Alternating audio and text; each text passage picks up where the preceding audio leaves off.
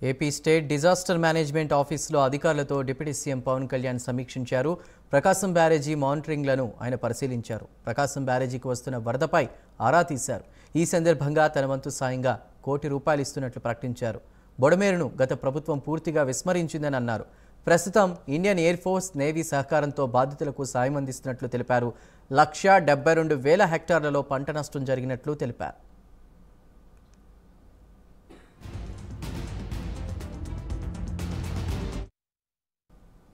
వరద బాధితుల కోసం డిప్యూటీ సీఎం పవన్ కళ్యాణ్ ప్రతి 6 గంటలకు ఒకసారి అధికారులతో టెలికాన్ఫరెన్స్ నిర్వహిస్తున్నారు.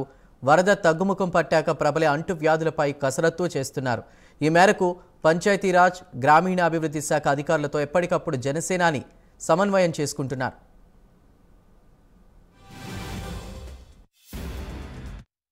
సైడ్ నుంచి కూడా ఈ ప్రత్యేకించి రాష్ట్ర సీఎం రిలీఫ్ ఫండ్కి ₹1 కోటి నిధుల్ని నేను చంద్రబాబు గారి రాష్ట్ర ముఖ్యమంత్రి నిధికి నేను విరాళంగా ప్రకటిస్తున్నాను.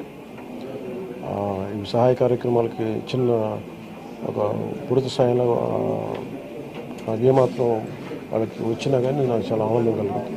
ఆ దిశగా రేపు కలిసి వారికి అందజేస్తున్న చెక్ ఒకటి. అలాగే ఈ పరిస్థితుల్లో ఒక చిన్న అనాలిసిస్ ఏంటంటే రీహాబిలిటేషన్కి షిఫ్ట్ చేయబడ్డ వారు 42,000 మంది. నిన్న మెసేజ్ కూడా పెట్టాను. ఆర్బీ రోడ్స్లో కూడా దాదాపు 1,808 కిలోమీటర్లు డ్యామేజ్ అని ఒకటి కరెక్ట్ చేసుకోవాలి, దాన్ని దృష్టి పెడుతున్నాం. అలాగే 188 బోట్స్ యాక్షన్లో ఉన్నాయి, దాదాపు 5 హెలికాప్టర్స్. అలాగే గజేతగాళ్ళు దాదాపు 283 మంది సహాయ కార్యక్రమాలు పాల్గొన్నారు. దాదాపు 3 లక్షల ఫుడ్ ప్యాకెట్స్ సప్లై చేశాం. అలాగే ఈ కంట్రోల్ రూమ్ ప్రజలకు ఏదైనా సరే మీకు అత్యవసరమైన పరిస్థితుల్లో ఉండాలి అంటే ఇది మీరు ఎక్కడున్నా సరే విపత్తులు ఇరుక్కుపోయి ఏదైనా కష్టం, ఏదైనా ఇబ్బంది ఉందంటే వెంటనే మేము స్పందిస్తాం.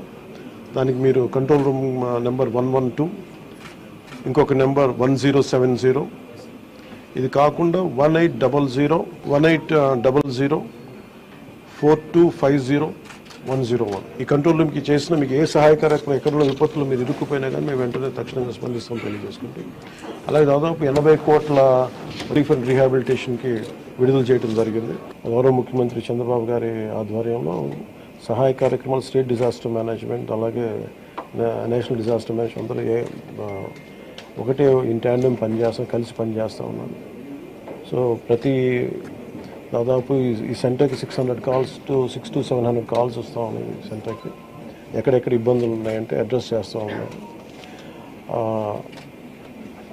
అతి తక్కువ సమయంలో ఇంత ఎఫెక్టివ్గా పనిచేయగలిగాం. కానీ భవిష్యత్తులో ఇలాంటివి జరగకుండా ఉండాలని మేమందరం కోరుకుంటున్నాం. అలాగే ఆ దిశగా పనిచేస్తాం. ఇది ఒక రోజుతో కాకుండా ఇది రాత్రంతా పాపం సిసోడియా గారు కానీ అందరు కానీ ప్రతి పంచాయతీరాజ్ కానీ అందరూ ఈ డిజాస్టర్ మేనేజ్ ప్రతి ఒక్కరి కాల్ సెంటర్స్లో ఉన్నవాళ్ళు మొత్తం అందరూ రాష్ట్ర యంత్రాంగం మొత్తం ఆల్మోస్ట్ ప్రతి ఒక చిన్నపాటి ఏరియా కూడా ఒక IAS ఆఫీసర్ని పెట్టి సహాయ కార్యక్రమాలని ముందుకు తీసుకెళ్తా ఉన్నాం.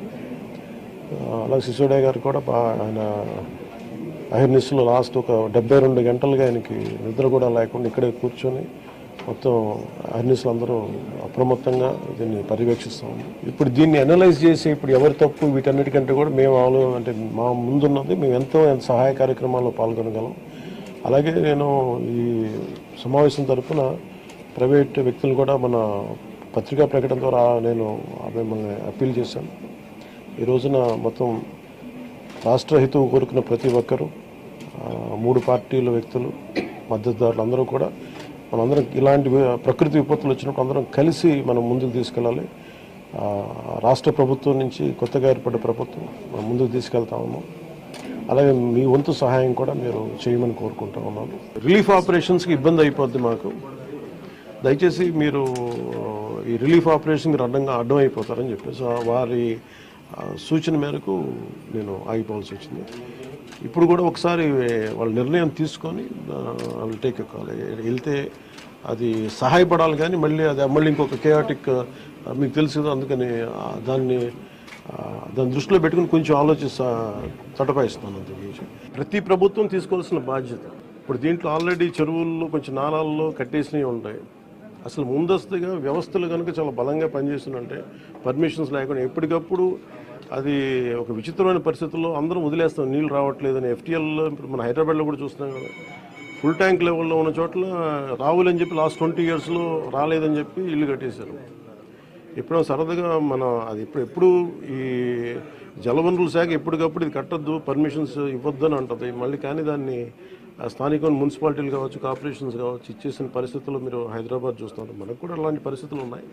ఇది సక్సెసివ్గా జరుగుతూ ఉండింది. దీన్ని ఎట్లా అడ్రస్ చేయాలనేది ఇది ఒక సోషల్ ఇష్యూ కూడా అవుతుంది.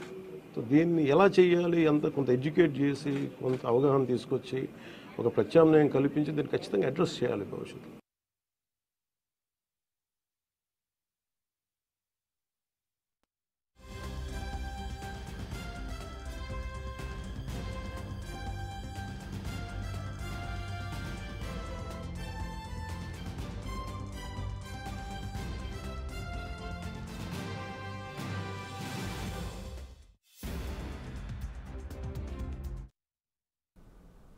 ఏపీ స్టేట్ డిజాస్టర్ మేనేజ్మెంట్ ఆఫీసులో అధికారులతో డిప్యూటీ సీఎం పవన్ కళ్యాణ్ సమీక్షించారు.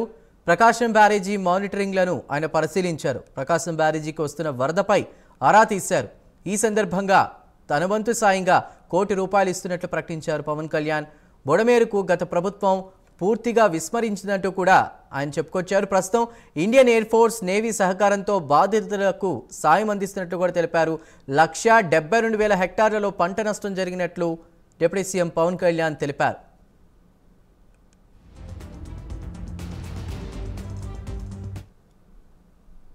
వరద బాధితుల కోసం పవన్ ప్రతి 6 గంటలకు ఒకసారి అధికారులతో టెలికాన్ఫరెన్స్ నిర్వహిస్తున్నారు. వరద తగ్గుముఖం పట్టాక ప్రబలే అంటువ్యాధులపై కసరత్తు చేస్తున్నారు. ఈ మేరకు పంచాయతీరాజ్, గ్రామీణాభివృద్ధి శాఖ అధికారులతో ఎప్పటికప్పుడు జనసేనాని సమన్వయం చేసుకుంటున్నారు.